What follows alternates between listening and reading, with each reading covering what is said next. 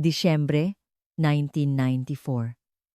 Isang 70 anyos na matanda na iniwan sa isang bahay ampunan sa paanan ng Sierra Madre ang natagpuang isang bangkay na halos hindi na makilala sa tindi ng pinsala. Ang sanhi ng kamatayan, 22 malulupit na palo mula sa isang matigas na bagay. Isang karumal-dumal na krimen na tila sinigurado pa ng salarin na hindi na mabubuhay pa ang biktima. 4 na araw bago ang insidente, isang anak na lugmok sa pagkakautang dahil sa pagkalugi ng negosyo ang nag-iwan sa kanyang ama na may maagang sintomas ng demensya sa lugar na iyon. Nangako siyang babalikan din niya ito kaagad. Ang ama, habang papalayo ang sasakyan ng anak, ay nakatayo lamang doon. Kinakapa-kapa ang lukot na piraso ng papel sa kanyang bulsa. Iyon na pala ang huling pagkakataon na makikita siyang buhay. Ngunit makalipas ang 4 na araw, isang di kapani-paniwalang pangyayari ang naganap. Isang malakas na bagyo ang nanala sa magdamag na naging dahilan upang tuluyang maihiwalay ang bahay ampunan sa kabihasnan. Sa gitna ng sitwasyong ito, ang ama, na hirap na ngang kumilos, ay bigla na lamang naglaho na parang bula. Iginiit ng mga tagapamahala ng ampunan na tumakas ang matanda sa pamamagitan ng pagdaan sa bintana, ngunit walang kahit isang bakas ng paa na palabas ang natagpuan sa maputik na paligid. Ang bahay ampunan ay tila isang nakasarang silid na pinalilibutan ng pinsala ng bagyo. Ilang sandali pa, ang ama ay natagpuan, isang malamig na bangkay sa mga halamanan sa likod ng ampunan. Hindi ito simpleng pagkamatay dahil sa lamig o aksidente. Ang kanyang bungo ay basag at halos bumaon na. Ayon sa resulta ng autopsiya, umabot sa 22 bilang ng mga tama. Malinaw na sinigurado ng salarin na tuluyan ng isara ang bibig ng biktima. Isang liblib na lugar na hinagupit ng bagyo, isang nawawalang sandata, at 32 na malagim na palo. Ano nga ba ang nangyari sa ama noong gabing iyon? Upang matulungan nating makamit ang hustisya para sa kanyang kaawa-awang sinapit, bago magsimula ang kwento, pindutin niyo na po ang subscribe at like at mag-iwan ng komento kung saan nyo kami pinapanood. Ang kabutihang loob na iyan ay tiyak na magbabalik bilang malaking biyaya sa inyong pamilya at mga anak. Simulan na natin ang kuwento. Teka, sandali. May nahulog mula sa siwang ng pader. Taong 2014. Tag-araw. Ang gusali ng dating bahay ampunan na isinara 10 taon na ang nakalipas ay nakatakda ng gibain para sa isang bagong real estate development. Ano to? May nagsemento ng bag sa loob ng pader. Baka may kayamanang tinago? Sa sandaling nabuksan ng construction worker ang zipper ng bag, napatakip siya ng ilong at napaatras. Sa kabila ng 20 taong pagkakatago, umalingasaw mula sa loob nito ang malansa at kalawangin na amoy ng dugo. Napako ang tingin ng nagulat na trabahador sa laman ng bag. Sa loob, naroon ang isang 60 centimetrong tubo na kinain na ng kalawang at isang piraso ng puting sando na nanigas na dahil sa natuyong maitim na dugo.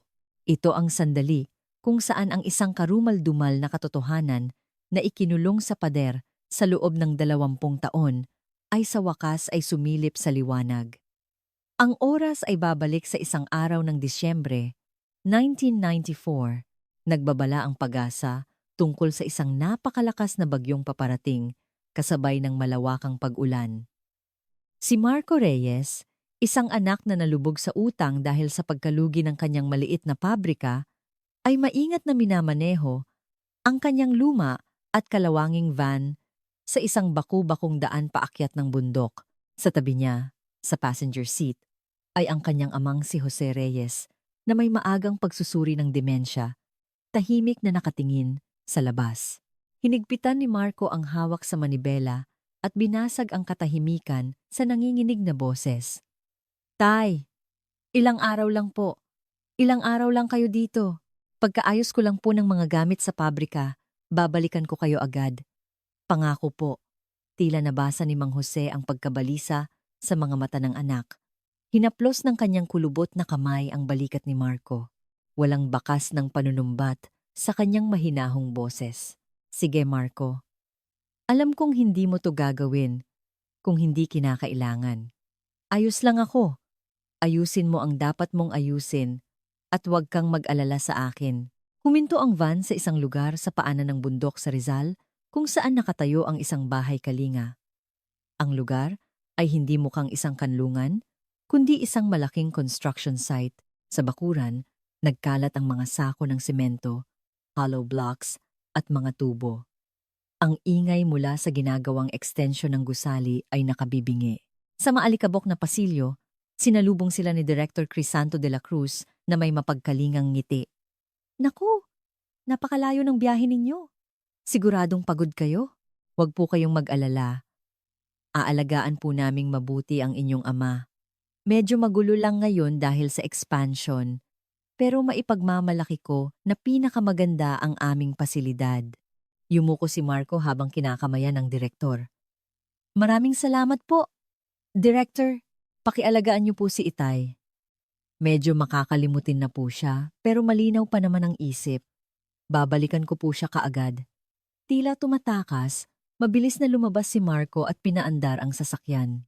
Sa side mirror, nakita niya ang maliit na figura ng kanyang ama sa bintana.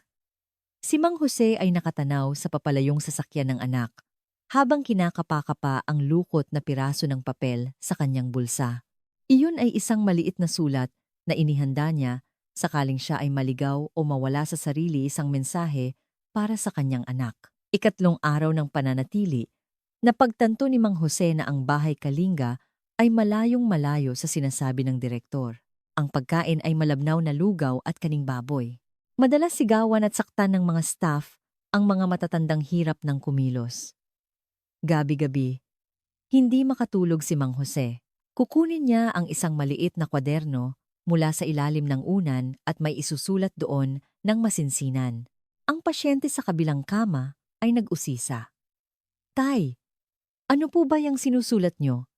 Baka makita yan ng mga bantay. Magagalit na naman yun. Itinapat ni Mang Jose ang hintuturo sa kanyang labi at bumulong. Pero hindi ko gusto ang mga ginagawa ng mga tao dito. Pagbalik ng anak ko, isusumbong ko silang lahat. Ang ika-4 na araw, ang gabi ng kasawian, gaya ng ibinalita ng pag-asa, isang napakalakas na bagyo ang humagupit. Ang mga kalsada sa paligid ng ampunan ay natabunan ng mga natumbang puno at putik. Ang lugar ay tuluyang nahiwalay sa mundo at isang mabigat na tensyon ang bumalot sa loob. 10:00 ng gabi. Ang pasilyo ay nababalot sa nakabibinging katahimikan. Ang katahimikang iyon ay binasag ng isang matinis na tunog ng nababasag na bagay mula sa dulo ng pasilyo sa opisina ng direktor. Sunod-sunod na malalakas na kalabog ang kanyang narinig, tila may pinapalo, at kasunod niyon, isang maikling, desperadong sigaw ang umalingaw-ngaw. Tulong! Aray! Mabilis na nawala ang sigaw at muling bumalik ang mabigat na katahimikan. Ang pasyente ay nagtalukbong ng kumot, nanginginig sa takot, at hinintay na lamang na sumikat ang araw. Kinabukasan, sa oras ng pagbibilang, nagkagulo ang buong ampunan. Walang tao sa kama ni Mang Jose at hindi siya mahanap kahit saan. Sinimulan ng mga staff ang paghahanap sa loob at sa kalapit na gubat. Matapos ang ilang oras na paghahanap, natagpuan si Mang Jose isang malamig na bangkay sa mga halamanan sa likod. Nang matagpuan, basa ang kanyang katawan sa ulan at walang kahit anong bakas ng paa sa paligid. Ang mga investigador na dumating sa lugar ay napipinang makita ang kalagayan ng bangkay. Ang bungo at itaas na bahagi ng katawan ni Mang Jose ay halos madurog at hindi na makilala.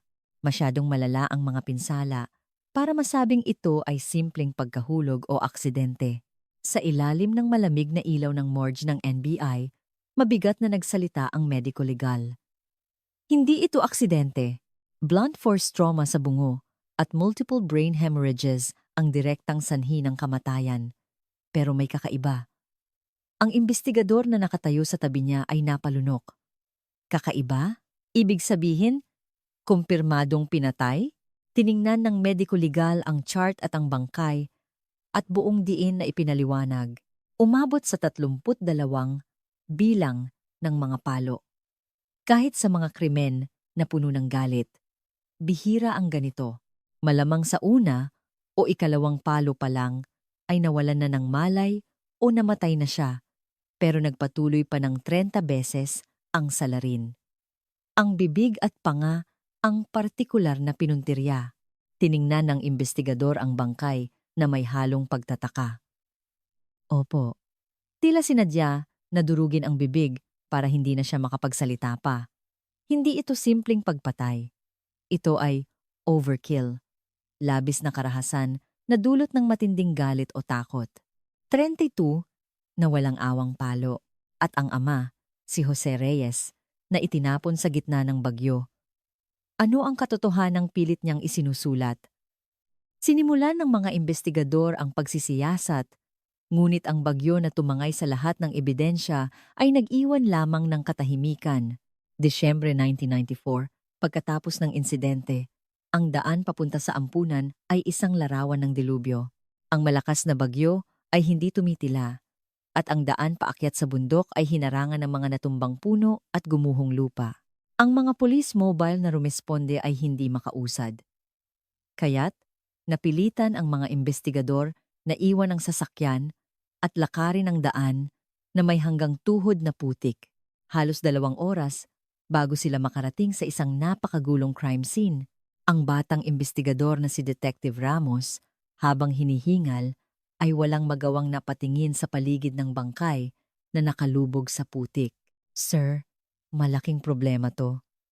Tinangay na ng ulan at putik lahat ng bakas ng paa at dugo. Hindi na napreserba ang crime scene. Tama si Detective Ramos. Ang mga paunang ebidensya na maaaring magturo sa suspek o sa kanyang dinaanan ay tuluyan ng binura ng bagyo na tila naging kasabwat ng kriminal. Si Director de la Cruz, na nasa lugar na, ay agad na nagpaliwanag sa mga pulis. Detective, ano po bang kasalanan ko? Sinabi ko na sa inyo, may demensya ang matanda. Kung ano-ano ang nakikita niya. Sumisigaw, tapos ayun, tumalon sa bintana. Pinutol ni Detective Ramos ang sinasabi ng direktor at tinitigan siya ng masama. Tumalon sa bintana, isang matandang may demensya, sa gitna ng ganito kalakas na bagyo, at tingnan ninyo ang mga sugat na ito. Sa tingin niyo ba? Ganyan ang mangyayari? Kung simpleng nahulog lang siya? Nagkunwaring gulat si De La Cruz at umatras. Ano? Ibig ninyong sabihin, may pumatay sa kanya? Hindi niyo ba nakikita? Construction site ito. Malamang habang palabas siya, natamaan siya ng mga materyales, nadulas, kaya nagkaganyan. Itinaas ni Ramos ang kumot na nakatakip sa bangkay at nagsalita sa mahina ngunit mariing boses. Malalaman natin paglabas ng resulta ng autopsiya. Pero hindi ito simpleng pagkahulog. Mahigit 30 beses siyang pinukpok sa ulo. Hindi magkakaganyan ang isang tao kung hindi sinadya. Sandaling natahimik si De La Cruz, ngunit agad ding itinaas ang boses. Teka, detective, pamilya ang turingan namin dito sa ampunan. Sino naman ang gagawa ng ganyang kalupitan? Imbes na kung sino-sino ang pagbintangan ninyo, imbestigahan nyo na lang ng maayos bilang isang aksidente. Itinuon ng pulisya ang investigasyon sa posibilidad ng pagpatay at sinimulan ang pagsisiyasat sa loob ng ampunan. Walang CCTV noon at dahil sa bagyo, imposibleng may nakapasok mula sa labas. Kaya't isa lang ang konklusyon, nasa loob ang salarin. Sinimulan ni Detective Ramos ang masusing pagtatanong sa mga empleyado at residente. Unang tinawag sa opisina ang manager na si Berto Salazar, na naka-duty noong gabing iyon. Mang Berto, nasaan ka noong mga 10:00 ng gabi? May pasyenteng nakarinig ng sigaw mula sa pasilyo. Kinakabahang kinagat ni Berto ang kanyang kuko at umiwas ng tingin. Kasi po, sobrang lakas ng ulan. Kasama ko po si Director at lahat ng staff sa labas. Nag-aalis kami ng mga nakaharang sa daan para po makapasok ang ambulansya kung sakali. Itinala ni Ramos ang sinabi ni Berto at nagtanong ulit, lahat kayo magkakasama? Magkakaharap kayo buong oras? Napalunok si Berto. Opo, sobrang lamig kaya sama-sama kami. Mahigit 1 oras kaming nagtatrabaho doon. Nag-uusap-usap kami kaya malalaman namin agad kung may umalis. Nakapagtataka, lahat ng empleyado, kasama si Director de la Cruz, ay may iisang alibi. Tila pinag-usapan, paulit-ulit nilang sinasabi na naglilinis sila sa labas. Naramdaman ni Ramos ang pagkadismaya. Pinuntahan niya ang mga silid ng mga pasyente. Ngunit lalo lang siyang nawalan ng pag-asa. Ang mga matatanda ay tulala lang o kaya'y sumusulyap sa mga staff at ayaw magsalita. Lola, wala po ba kayong narinig kagabi? Mga kalabog o sigawan?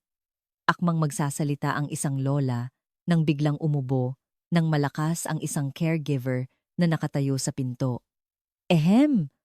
Lola, oras na po ng gamot. Huwag na po kayong mag-isip ng kung ano-ano. Matulog na po kayo.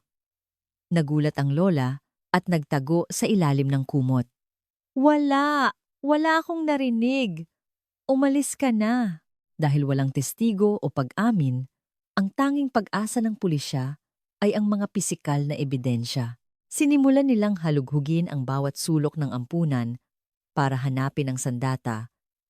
Sa bakuran at mga bodega, daan-daang tubo, martilyo at kahoy ang nakakalat na maaaring gamitin bilang sandata. Sir, imposible itong mahanap. 10 klase yata ang tubo dito. Hindi naman natin pwedeng ipadala lahat to sa NBI. Kinagat ni Ramos ang kanyang labi. May kutob siyang itinago ng salarin ang ebidensya. Pinuntahan niya ang pinakasuspetsadong lugar, ang opisina ng direktor. Pagbukas pa lang ng pinto, naamoy niya ang matapang na kemikal na nagpakunot sa kanyang noo. Bakit ang tapang ng amoy ng Clorox dito?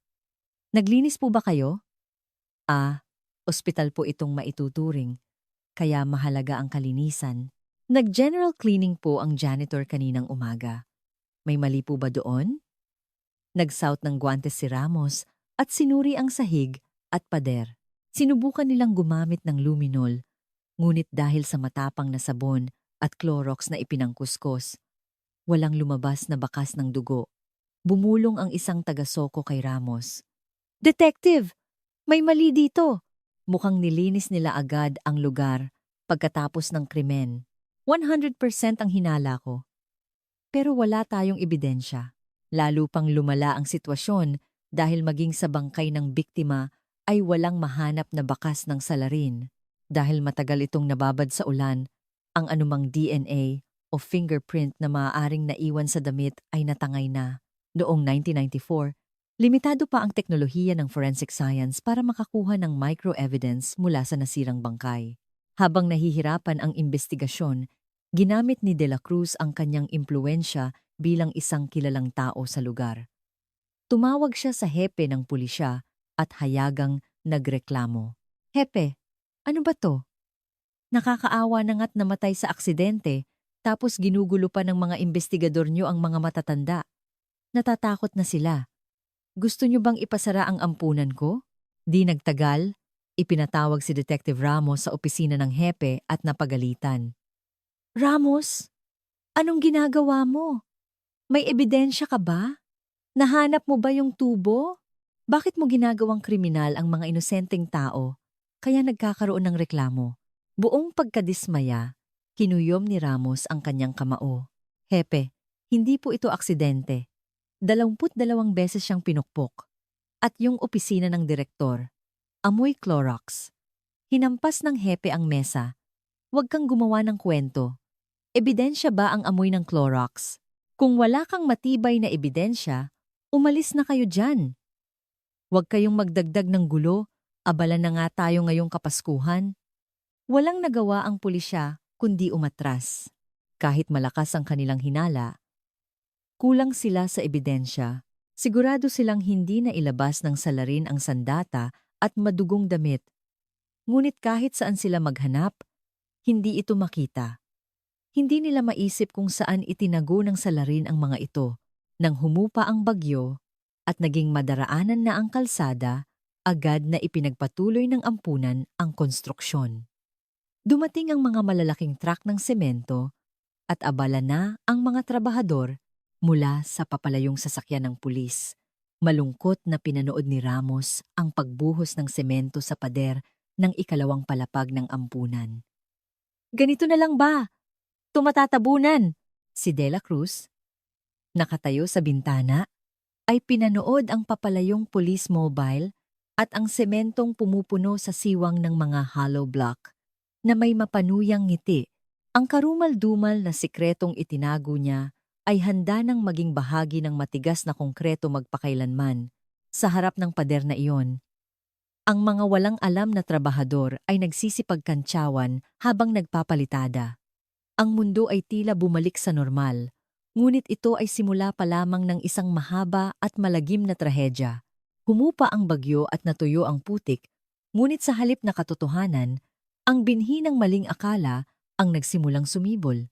Dahil walang mahanap na matibay na ebidensya sa loob ng ampunan, ang mga investigador ay naghanap ng ibang direksyon kahit na malakas ang kanilang paniniwala na nasa loob ang salarin dahil sa kakulangan ng ebidensya.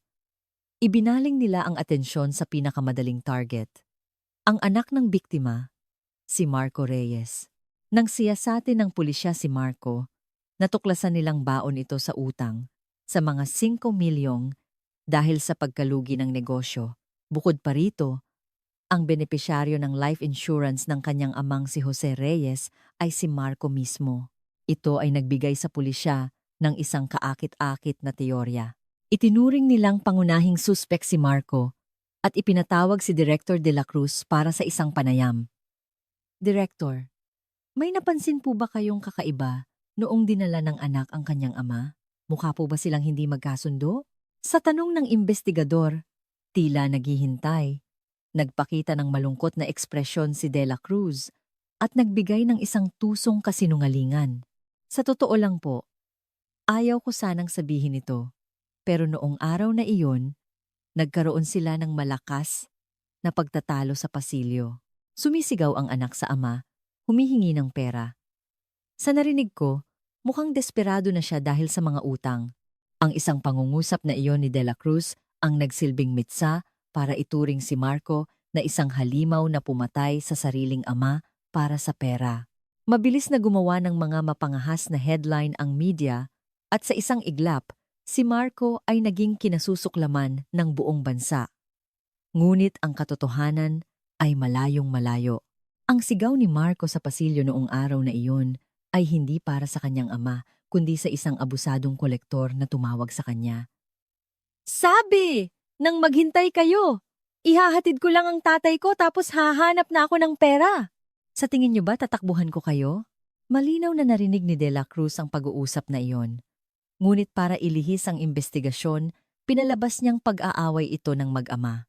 Walang kamalay-malay, dinala si Marco sa presinto at isinailalim sa isang magdamag na interogasyon sa isang maliit at madilim na silid. Hinampas ng investigador ang mesa. Marco Reyes, umamin ka na. Pinatay mo ang tatay mo para sa pambayad utang, di ba? Kukunin mo ang insurance para makapagsimula ulit? Humagulgol si Marco. Hindi po, sir. Hindi ko po magagawa yon. May utang po ako. Pero paano ko naman papatayin ang sarili kong ama? Sobrang lakas po ng bagyo noon. Hindi po ako nakaalis ng bahay. Binaliwala ng investigador ang sinabi niya. May makakapagpatunay ba na nasa bahay ka? Nasa probinsya ang asawa at mga anak mo. Mag-isa ka lang. Wala kang alibi. Kinagat ni Marco ang kanyang labi, ngunit ang kanyang mga paliwanag ay walang saysay sa harap ng tiyak ng paniniwala ng pulisya. Tingnan niyo po ang phone records ng landline namin. Malalaman niyo kung nasa bahay ako o wala. Phone records? Pwede namang lumabas ka. Patayin siya, tapos bumalik sa bahay para sumagot ng telepono. Kabisado mo ang mga daan sa bundok, di ba? Ang investigasyon ay nakasentro na sa pagdiin kay Marco.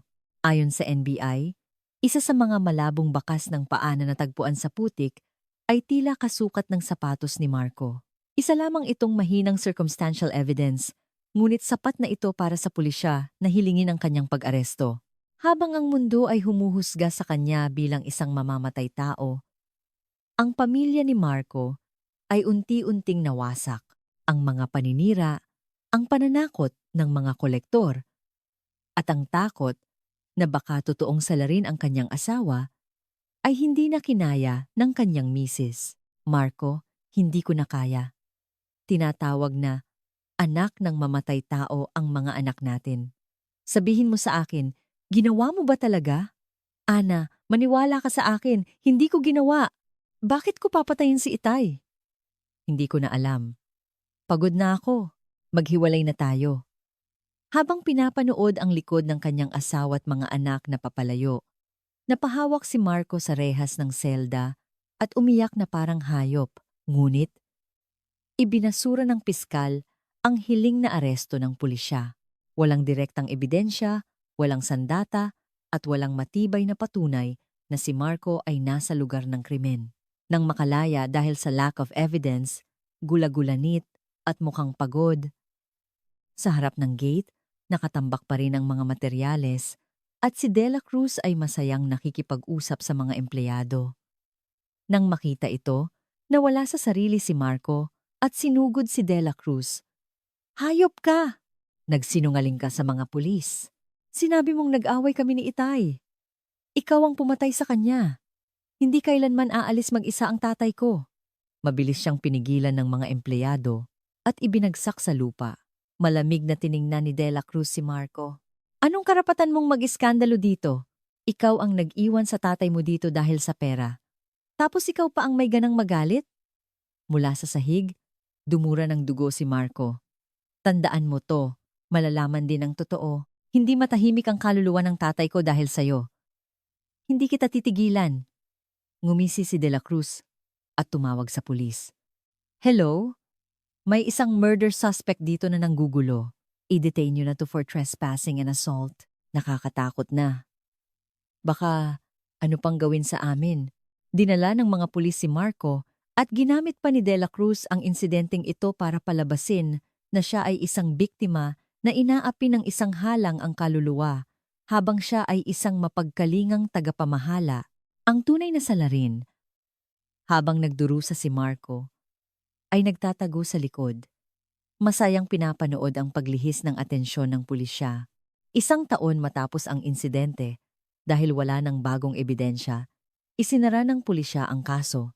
Ang file ay inilagay sa isang maalikabok na kabinet at ang 32 na palo ay unti-unting nakalimutan ng mga tao. Ngunit ang oras para kay Marco ay huminto noong taglamig ng 1994, itinakwil ng lipunan. Hindi makahanap ng trabaho at iniwan ng pamilya, naging kaibigan niya ang alak. Tuwing umuulan, para siyang isang palaboy na naglalakad sa paligid ng ampunan. Tinititigan niya ang mataas na pader habang iniinom ang laman ng bote ng gin. Tay, giniginaw po ba kayo? Patawarin niyo po ako. Inutil ako. Hindi ko sila nahuli. Maghintay lang po kayo. Sa araw na gumuho ang pader na yan, pagbabayarin ko silang lahat. Sa anino ni Marco, suminag ang malamig na liwanag ng buwan. Sa likod ng pader, mula sa madilim na bintana ng opisina, sa ikalawang palapag, isang tao ang sumilip sa kortina, pinanood siya, at tahimik na nawala. Ang kasinungalingan ay tumabon sa katotohanan, at ang salarin ay nanunuya sa biktima. Sa ganitong baluktot na sitwasyon, lumipas ang 20 mahahabang taon. Ang katotohanang ibinaon sa pader ay nanatiling tahimik. Ngunit hindi ito namatay. Naghihintay lamang ito ng tamang panahon para sumabog. Lumipas ang 2 dekada at ang ampunan na naging entablado ng krimen ay isa ng malaking nakakatakot na guho. Dahil sa katiwalian sa pondo, nagsara ito at naiwang abandonado. Ang mga pader ay binalot na ng mga baging at sa mga basag na bintana, tanging ang hihip ng hangin ang pumapasok. Ang pasilyo kung saan umalingaw-ngaw ang 32 na palo ay nababalot na ngayon sa alikabok at katahimikan na tila tinatakpan ang lagim ng nakaraan. Ang panahon ay lumipas para sa lahat, ngunit para sa mga naiwan, iba-iba ang takbo ng kanilang orasan. Si Detective Ramos, na isang bagitong pulis noon, ay isa ng magreretirong hepe ng Homicide Division na may mga puting buhok na. Isang maulang hapon, habang hinihilot ang nananakit na tuhod, kinuha niya mula sa ilalim ng kanyang mesa ang isang luma at naninilaw na folder. Sa pabalat, malabo nang nakasulat, 1994, Jose Reyes, Homicide Case. Suot ang salamin, sinundan ng daliri ni Ramos ang sketch ng crime scene na siya mismo ang gumawa, 10 taon na ang nakalipas. Mang Jose, 10 taon na pala, 3 buwan na lang, magre-retiro na ako. Pero hanggang ngayon, hindi ko pa rin alam kung sino ang gumawa niyan sa inyo. Siguro'y galit kayo sa akin. Huminga siya ng malalim habang nakatingin sa ulan. Ang alaala ng kawalan ng kapangyarihan dahil sa pressure mula sa itaas at kakulangan ng ebidensya ay patuloy na sumasakit tulad ng kanyang rayuma tuwing umuulan. Samantala, ang anak ng biktima, si Marco, ay isa ng construction worker na palipat-lipat ng trabaho sa buong bansa. Ang dating binatang may maayos na itsura ay isa ng 50 anyos na lalaki na may malalalim na kulubot at makakapal na kalyo. Ang kanyang mga mata ay puno ng kawalan ng tiwala sa mundo. Ngunit tuwing sasapit ang Disyembre, ang buwan ng pagkamatay ng kanyang ama, iniiwan niya ang lahat para bisitahin ang abandonadong ampunan. Ngayon, nakaupo si Marco sa harap ng kinakalawang na gate, binubuhusan ng gin ang lupa. Tay, inom po kayo.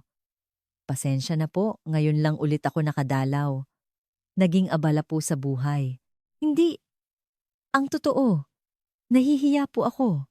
Kaya ngayon lang ako bumalik. Ininom ni Marco ang natitirang alak at bumulong sa abandonadong gusali. Alam ko, mayroon dyan sa loob. May tinago sila dyan.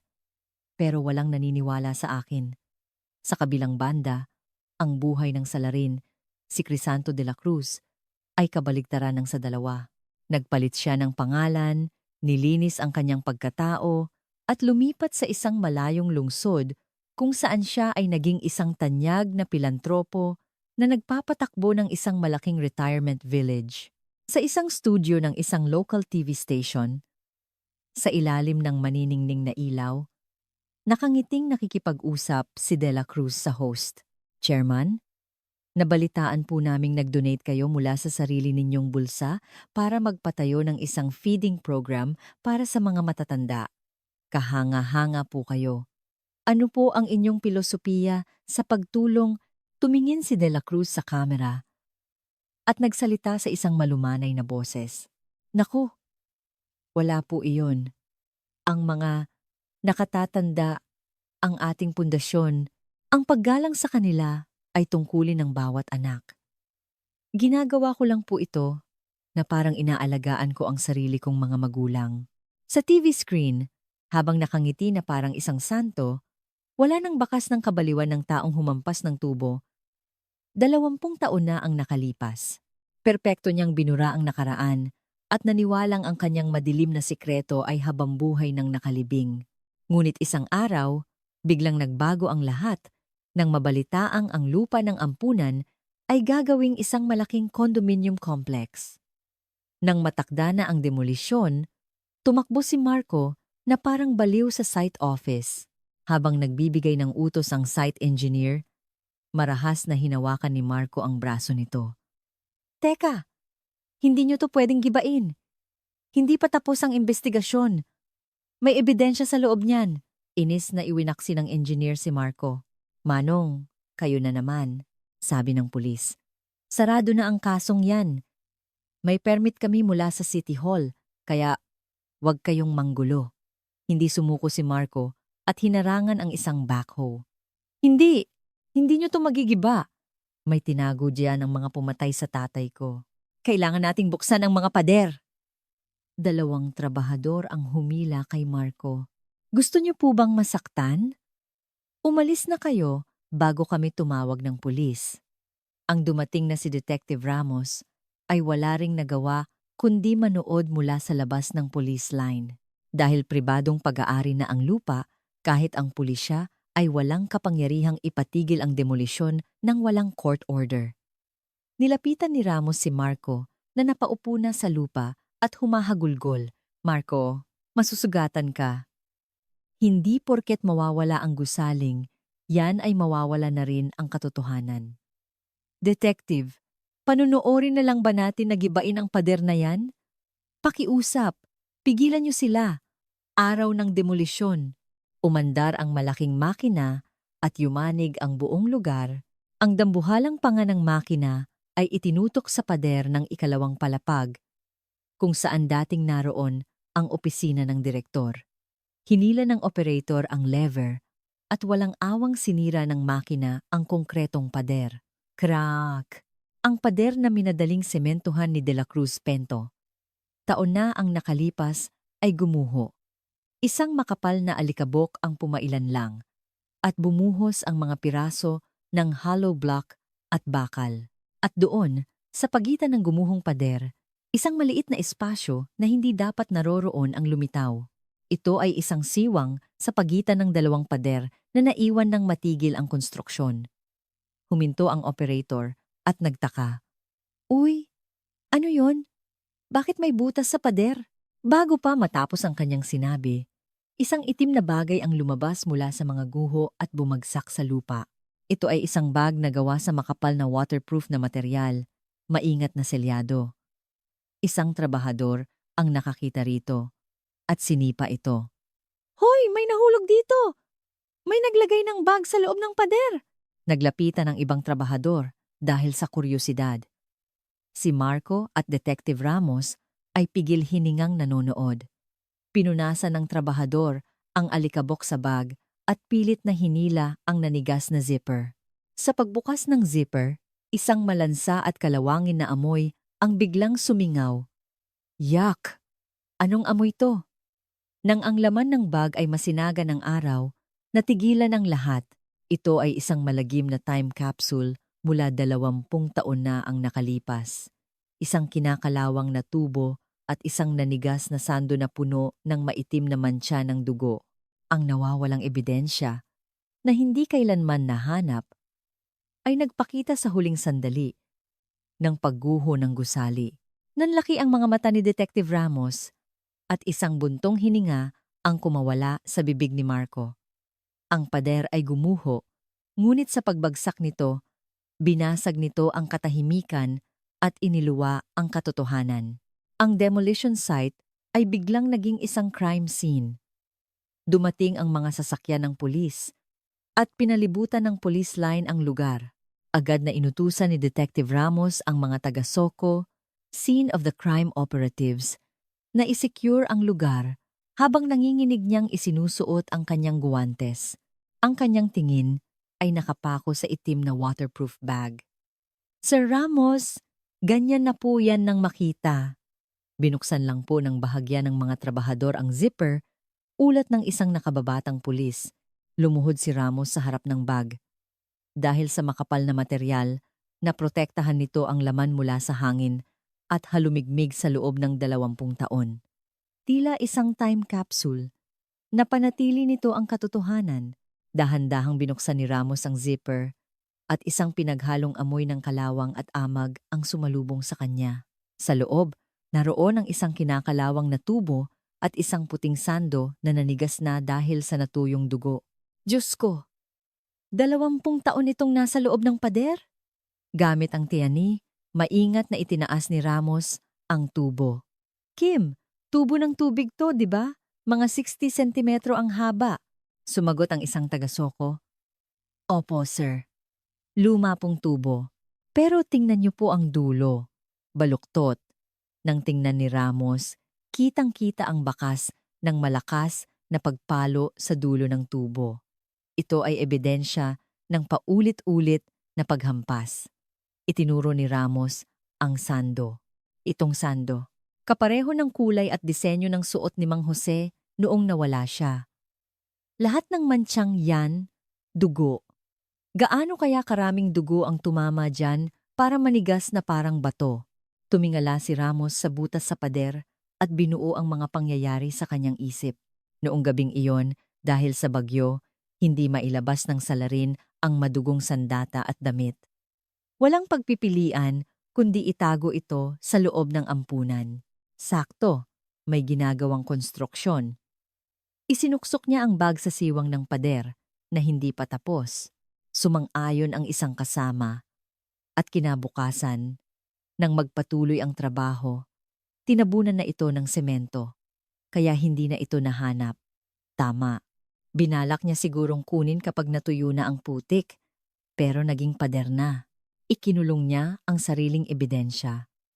Dahil sa pagiging selyado ng bag, malaki ang posibilidad na ang mga micro-evidence ay napanatili, karaniwan, sa loob ng 20 taon. Nasisira na ang DNA, ngunit dahil sa kakaibang kondisyon sa loob ng pader, isang milagro ang nangyari. Isang sigawan ang narinig mula sa labas ng police line. "Padaanin niyo ako! Kailangan kong makita! Sa tatay ko ba yan?" Si Marco, na nakarating na, ay pilit na pumapasok. Hindi siya pinigilan ni Ramos. At ipinakita ang laman ng bag. Nang makita ni Marco ang tubo at ang sando, nanlambot ang kanyang mga tuhod at napaupo siya sa lupa. Hinawakan niya ang plastik ng ebidensya at humagulgol. "Tay, ang sakit siguro. Nakakulong ka sa malamig na pader na to. Ang hirap siguro." Ang iyak ni Marco ay umalingaw-ngaw sa abandonadong lugar. Ang bigat ng pagsisisi at ang sakit ng pagiging anak ng isang suspek sa loob ng 20 taon ay sabay-sabay na sumabog. "Detective, yan na po ba yung sandata? Mahuhuli na po ba natin sila?" Hinawakan ni Ramos ang balikat ni Marco. "Oo, tapos na ang paghihintay. Itong tubo at sando ang maglalagay sa kanila sa kulungan. Pangako, pupusasan ko sila." Ang balitang ito ay mabilis na kumalat sa buong bansa. Sa TV, isang breaking news ang lumabas. 20 tatong. Misteryo. Nabuko. Sandata sa pagpatay. Natagpuan. Sa loob niyang pader. Niyang dating ampunan. Sa isang marangyang opisina, si Crisanto de la Cruz, na ngayon ay chairman na, ay nanonood habang umiinom ng mamahaling alak. Nabitawan niya ang kanyang kopita. Hindi siya kumilos, nakatitig lang sa TV. Ang boses ng news anchor ay tila sumasaksak sa kanyang puso. Natagpuan sa loob ng bag ang isang tubo na pinaniniwala ang ginamit sa krimen at damit na may dugo ng biktima. Agad na isasailalim ito sa masusing pagsusuri ng NBI. Namutla si De La Cruz. Nanginginig niyang kinuha ang telepono. "Attorney, napanood mo ba ang balita? Paano nangyari yon? Sigurado akong nasementohan na yon. Pigilan mo yan. Ihanda mo ang mga kaso." Hindi na niya narinig ang sagot ng abogado. Napahawak siya sa kanyang ulo. "Hindi. Hindi pwedeng mangyari to. Ang lahat ng pinaghirapan ko." Samantala, matapos ang investigasyon sa site, pinanood ni Ramos ang pag-alis ng sasakyan ng NBI, nadala ang mga ebidensya. Kinuha niya ang kanyang lumang kwaderno mula 20 taon na ang nakalipas. Nakasulat doon ang mga pangalan ng mga suspek. Binilugan niya ng makapal ang pangalan ni Crisanto de la Cruz, Direktor de la Cruz, at Manager Berto. Ang sikretong akala nyo ay habambuhay ng nakalibing ay magsasalita na. Maghintay lang kayo. Isinara ni Ramos ang kwaderno at tumingala sa langit. Sumikat ang araw mula sa mga ulap, na tila nagbibigay liwanag sa katotohanang lumabas pagkatapos ng 20 taon. Ngayon, kailangan na lang ng siyensya para hubaran ng maskara ang mga sinungaling. Puno ng pag-asa, minaneho ni Ramos ang kanyang sasakyan. Ang pinakamalakas na sandata ang forensic science ay nasa kanyang mga kamay na. Sa loob ng NBI Forensic Laboratory, isang silid na puno ng katahimikan. Sa isang malamig na mesang metal, naroon ang madugong sando at kinakalawang na tubo. Abata ang mga scientist sa pagsusuri. Si Detective Ramos, na nanonood mula sa labas, ay pinagpapawisan. Ang katotohanang hindi nila nabuksan noon dahil sa limitadong teknolohiya ay malapit ng magsalita. Bumukas ang pinto at lumabas ang hepe ng laboratorio, dala ang isang makapal na report. Detective Ramos, pasensya na sa paghihintay. Lumabas na ang resulta at nakakagulat. Napalunok si Ramos. Ano po ang resulta? Kumpirmado po bang kay Mang Jose ang dugo? Tumango ang scientist. Opo, 100% match.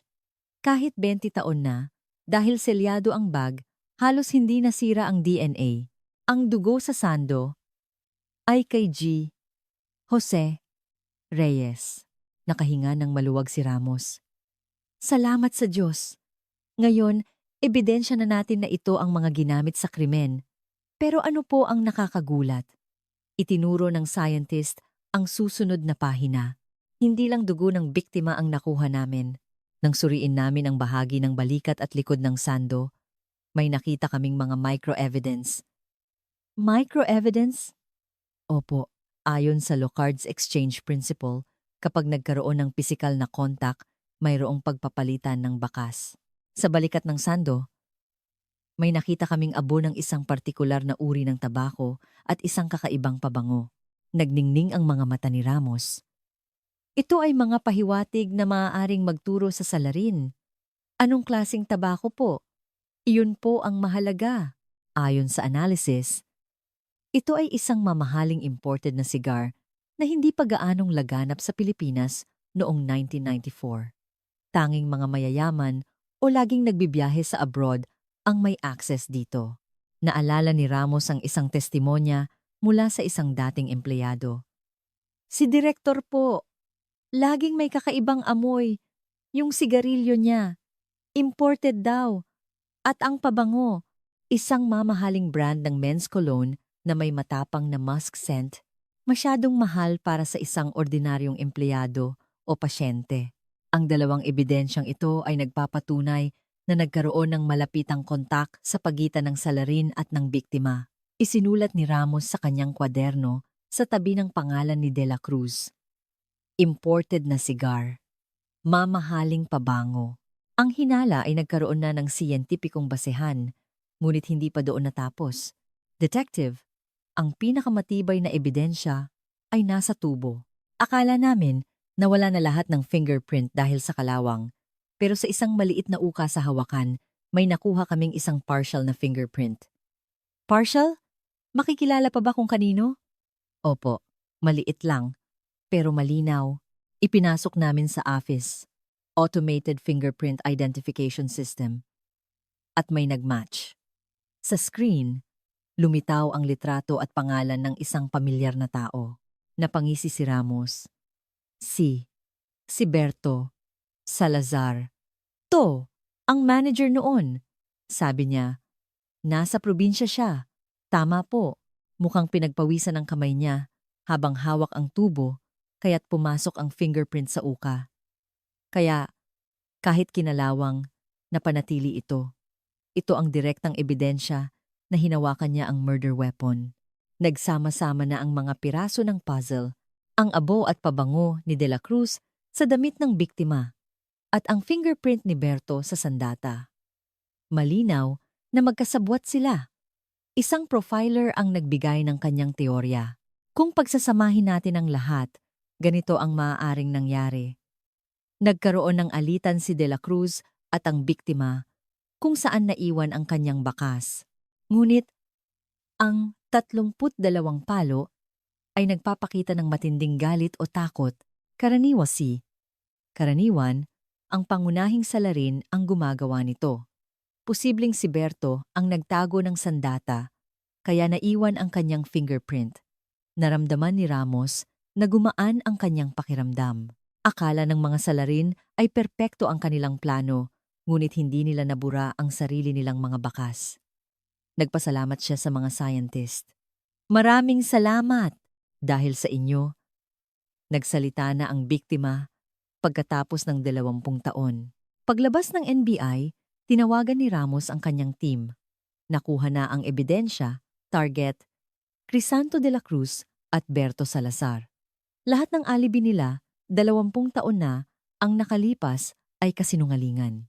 Simula ng operasyon para sa pag-aresto.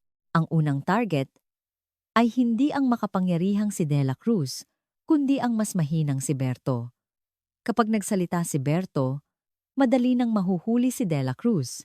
Binasag ng siyensya ang 20 taong katahimikan, oras na para sa hustisya. Agad na kumilos si Detective Ramos. Ang una niyang target ay si Berto Salazar, na ngayon ay may-ari na ng isang maliit na hardware store sa isang probinsya. Sinalakay ng mga pulis ang tindahan.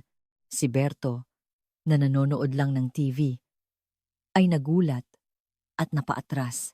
"Sino kayo? Bakit kayo pumapasok dito?" Inilabas ni Ramos ang warrant of arrest. "Berto Salazar, inaaresto ka namin para sa kasong murder at pagtulong sa pagtatago ng krimen kay Jose Reyes noong 1994. Tumawa si Berto. "Ano? 1994? Alam niyo ba kung anong taon na? Matagal ng paso ang kasong yan." Habang pinoposasan si Berto, malamig na sumagot si Ramos. "Hindi ka ba nanonood ng balita? Dahil sa mga bagong batas, walang ng statute of limitations ang kasong murder. Hindi ka na makakatakas." Sa interrogation room, iginiit pa rin ni Berto na wala siyang kasalanan. Inilapag ni Ramos ang litrato ng kinakalawang na tubo. "Alam mo ba kung ano to? Ito yung tubo na itinago mo sa pader. 20 taon na ang nakalipas." Nanlaki ang mga mata ni Berto at umiwas ng tingin. Hindi ko alam yan." Lumapit si Ramos. "Talaga? Nahanap ng mga taga-NBI ang fingerprint mo sa hawakan. Malinaw na malinaw pa. Itatanggi mo pa ba?" Namutla si Berto at nagsimulang manginig. Hindi niya matanggap na ang isang fingerprint lang ang magpapabagsak sa kanyang sikreto. Sinungaling. Nilinis ko yun ng mabuti." Hinampas ni Ramos ang mesa. "Hoy, Berto!" Suspek na si De La Cruz. At sandamakmak ang ebidensya. "Gusto mo bang solohin ang kasalanan at mabulok sa kulungan? O aamin ka na para kahit paano'y gumaan ang sentensya mo?" Bumagsak ang loob ni Berto at nagsimulang humagulgol. "Utos lang po sa akin yon. Si Director. Si Director po ang nag-utos ng lahat." "Anong inutos niya?" Nanginginig na ikinuwento ni Berto ang lahat. Ayon sa kanya, tinawag siya ni De La Cruz na duguan at inutusan siyang itago ang bangkay ni Mang Jose. "Dahil sa bagyo, hindi kami makalabas. Ibinigay niya sa akin ang tubo at ang sando at sinabing, 'Itago mo yan. Isuksok mo dyan sa pader na ginagawa.' Anong magagawa ko? Tinakot niya ako na ididiin niya ako kung hindi ko gagawin. Kaya itinago mo?" "Opo. Natakot po ako." Nagtanong si Ramos. Bakit pinatay ni De La Cruz si Mang Jose? Nag-alinlangan si Berto, ngunit sa huli nagsalita. "Detective, may ipapakita po ako sa inyo. Naghanda po ako sakaling traidurin ako ni Director. Sa bahay ko po, dinala nila si Berto sa kanyang bahay. Tinanggal niya ang isang bahagi ng sahig, binasag ang semento, at kinuha ang isang lumang ledger na nakabalot sa plastic. Ito ang sikretong ledger na itinago niya sa loob ng 20 taon. Ano to? Ang accounting book po ng ampunan noon. Diyan po nakasulat lahat ng pagnanakaw ni Director sa pondo ng gobyerno at sa mga donasyon. Nang buksan ni Ramos ang ledger, nakita niya ang pangalan ni Mang Jose. Nakatala doon na pagkatapos nitong ma-admit, isang malaking halaga ang inilipat mula sa kanyang bank account papunta sa isang dummy account ni De La Cruz. Noong gabing iyon, aksidenteng nakita ni Mang Jose ang ledger na yan, nalaman niya ang ginagawa ni Director at nagbantang isusumbong siya, kaya pinatahimik siya. Ang ledger na ito ang smoking gun, isang ebidensya na nagpapatunay na ang krimen ay plinano para pagtakpan ang isa pang krimen. Itong ledger na itinago mo ang siya ring magiging mitsa ng pagbagsak ninyong dalawa. Pagbalik sa presinto, gamit ang testimonya ni Berto at ang ledger, kumuha si Ramos ng arrest warrant para kay De La Cruz.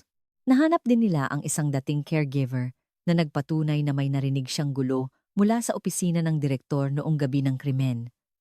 Lahat ng ebidensya ay tumuturo kay De La Cruz. Tiningnan ni Ramos ang litrato ni De La Cruz sa pisara. Oras na para sunduin ang bida. May charity event daw siya sa isang hotel mamaya.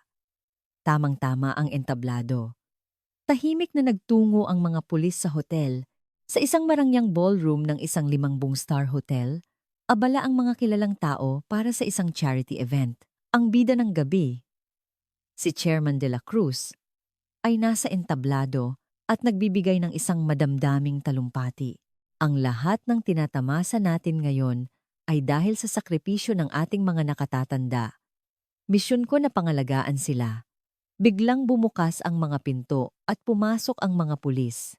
Lumakad si Detective Ramos papunta sa entablado. Nagkunwaring kalmado si De La Cruz.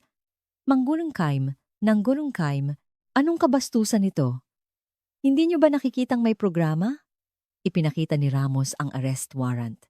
Sa harap ng daan-daang tao at mga kamera, umalingaw-ngaw ang boses ni Ramos. Crisanto De La Cruz, inaaresto ka namin para sa kasong murder, pagtatago ng krimen, at large-scale estafa. Nagwala si De La Cruz. Murder? Imposible. Gawa-gawa niyo lang yan. Pinusasan siya ni Ramos. Ang tunog ng posas ang nagwakas sa 20 taong pagkukunwari. Habang kinakaladkad palabas, patuloy siyang sumisigaw. Wala akong kasalanan. Baliw ang mga pulis na yan. Sa presinto, kasama ang 3 abogado, iginiit ni De La Cruz ang kanyang karapatang manahimik. Detective Ramos, maghanda ka ng matanggal sa serbisyo. Alam mo ba kung sino ako? Pinagbibintangan lang ako ng magnanakaw kong manager. Inilapag ni Ramos ang isang makapal na folder ng ebidensya at ang DNA report mula sa NBI. Tingnan natin. May mga abogado naman kayo. Sa sando ng biktima, may nakuha kaming abo ng imported na sigar at isang mamahaling pabango. Noong 1994, sa ampunan na iyon, iisang tao lang ang gumagamit niyan ikaw. Nagsimulang manginig ang mata ni De La Cruz. Sumabat ang abogado. Circumstantial evidence lang yan. Tumango si Ramos. Alam kong sasabihin niyo yan, kaya inihanda ko ito. Ipinasok sa silid si Berto. Umupo ito sa tapat ni De La Cruz. Berto, ulitin mo ang sinabi mo kanina. Sino ang nag-utos sa'yo na itago ang tubo? Itinuro ni Berto si De La Cruz. Siya ang nagbigay sa akin ng tubo at damit at sinabing isemento ko sa pader. Tinakot niya ako. Tumayo si De La Cruz. Sinungaling! Ikaw ang nagnakaw. Ikaw ang pumatay sa matanda nang malaman kong isusumbong kita. Nagsimula ang sigawan. Sa labas, sa observation room, pinapanood ni Marco ang lahat, nang gigigil. Pinatigil ni Ramos ang dalawa, Tamaka, De La Cruz. Fingerprint lang ni Berto ang nasa tubo. Pero inilabas ni Ramos ang sikretong ledger. Nang makita ito ni De La Cruz, nawala ang lahat ng kulay sa kanyang mukha. Natatandaan mo ba to? Ang ledger ng ampunan. Dito nakasulat lahat ng pagnanakaw mo.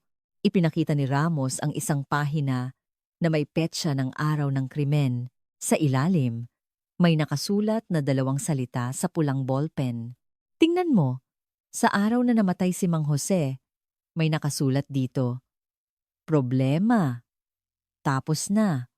Ayon sa handwriting analysis, sulat kamay mo to. Anong problema ang tinutukoy mo dito? Hindi na makapagsalita ang mga abogado.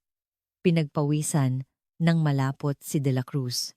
Ang kanyang perpektong alibi ay gumuho dahil sa 2 salitang isinulat niya. 10 taon na ang nakalipas. Tinitigan siya ni Ramos. Akala mo kapag itinago mo ang tubo sa pader at ang bangkay sa gitna ng bagyo, tapos na. Pero hindi ganoon kadaling ilibing ang katotohanan. Umamin ka na. Iyan na lang ang huli mong magagawa. Bilang tao, ilang sandali ng katahimikan. Sa wakas, basag ang boses ni De La Cruz. Painom. Binigyan siya ni Ramos ng tubig. Ininom niya ito at yumuko. Nagsimulang gumuho ang kanyang maskara. Ang karumal-dumal na alaala ng gabing iyon ay handa nang lumabas.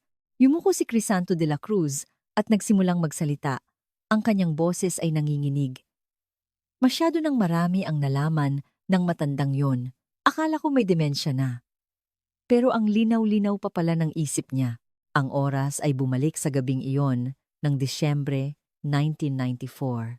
Habang nasa labas ang mga empleyado, pumasok si Mang Jose sa opisina ng direktor, hawak ang sekretong ledger.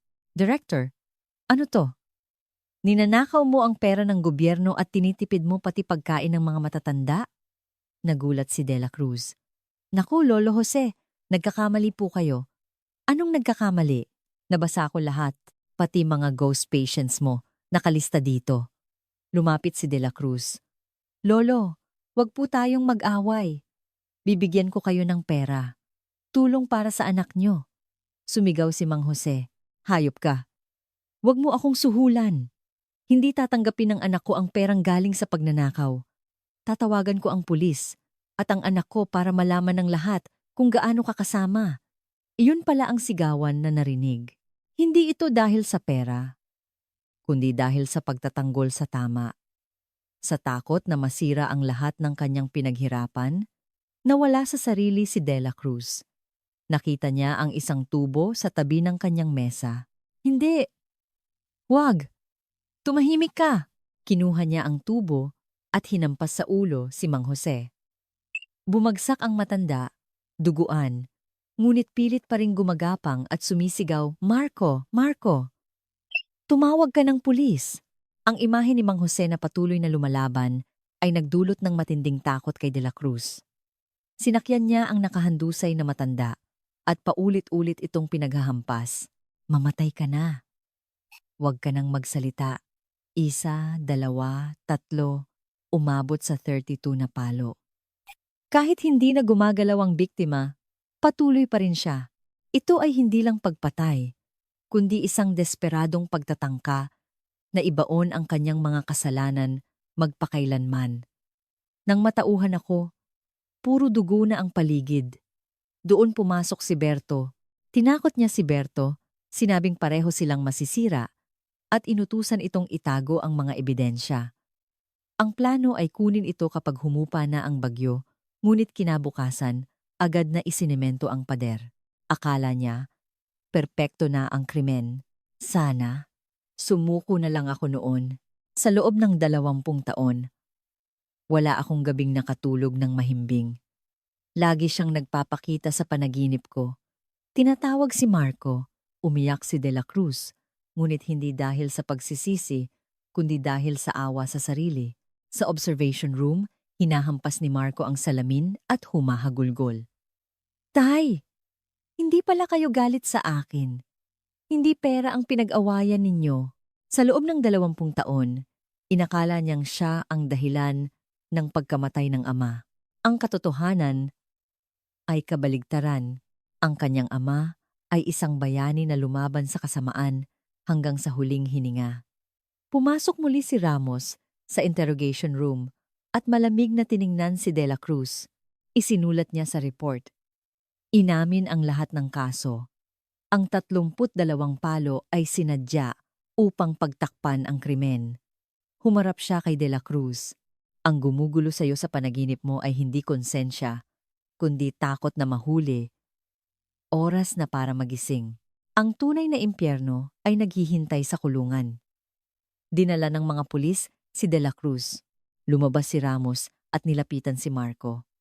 Tara na Marco, oras na para magbigay galang sa tatay mo.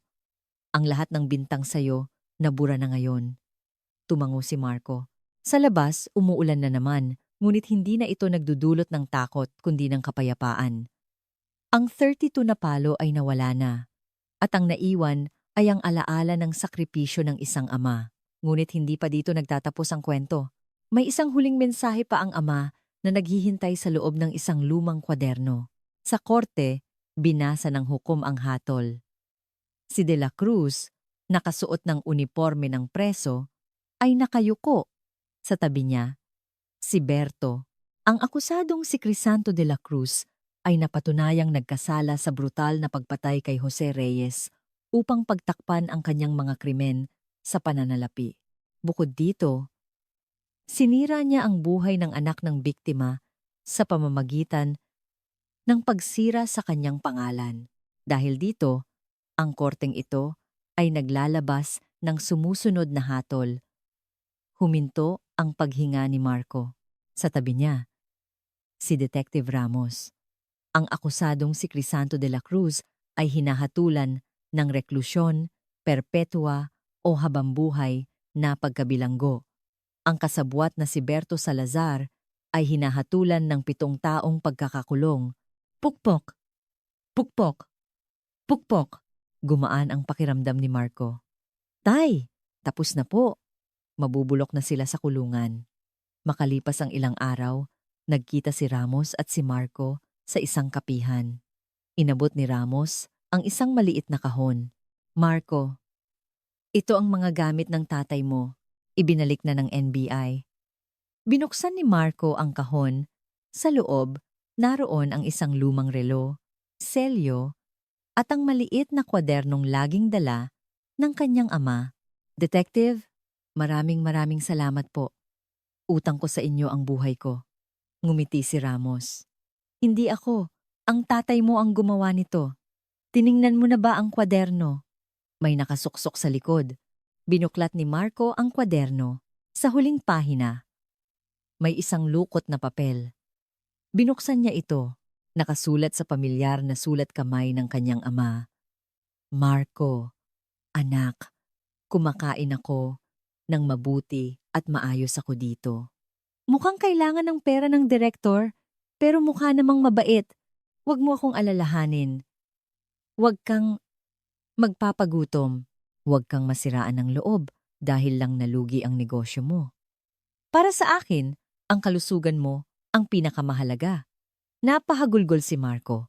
Kahit sa bingit ng kamatayan, ang kapakanan pa rin niya ang iniisip ng kanyang ama. Akala ko, galit siya sa akin. Umiyak si Marco na parang bata. Ang kanyang mga luha ang nagpatunay sa pagmamahal na hindi kailanman nawala. Ang kasong ito ay nagdulot ng malaking pagbabago. Ipinasa ang Jose Reyes Law na nag-oobliga sa lahat ng care homes na magkaroon ng CCTV. Pinalakas din ang suporta sa forensic science para sa mga cold case. Sa huling araw niya sa serbisyo, tinataka ni Ramos ang folder ng kaso ni Jose Reyes, Solved. Kinuha niya ang litrato ni Mang Jose, sumaludo, at sinabing, Sir, tinupad ko po ang pangako ko. Magpahinga na po kayo.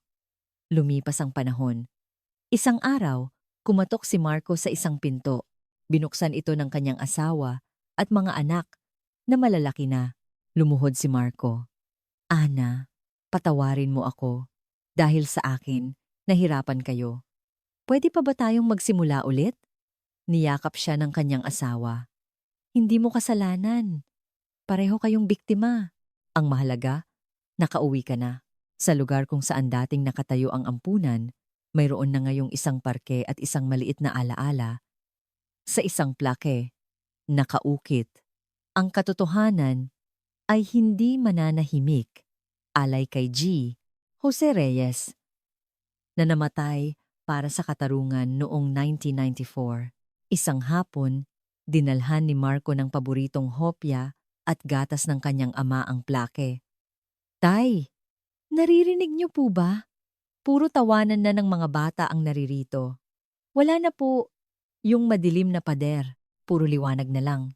Isang malamig na hangin ang dumampi sa kanyang buhok. Tila isang haplos mula sa kanyang ama. Ang 30 daang napalo ay nawala na, ngunit ang pagmamahal at sakripisyo sa likod nito ay lumabas mula sa pader at naging liwanag para sa lahat. Ang katotohanang ikinulong sa loob ng 20 taon ay sa wakas ay nakalaya.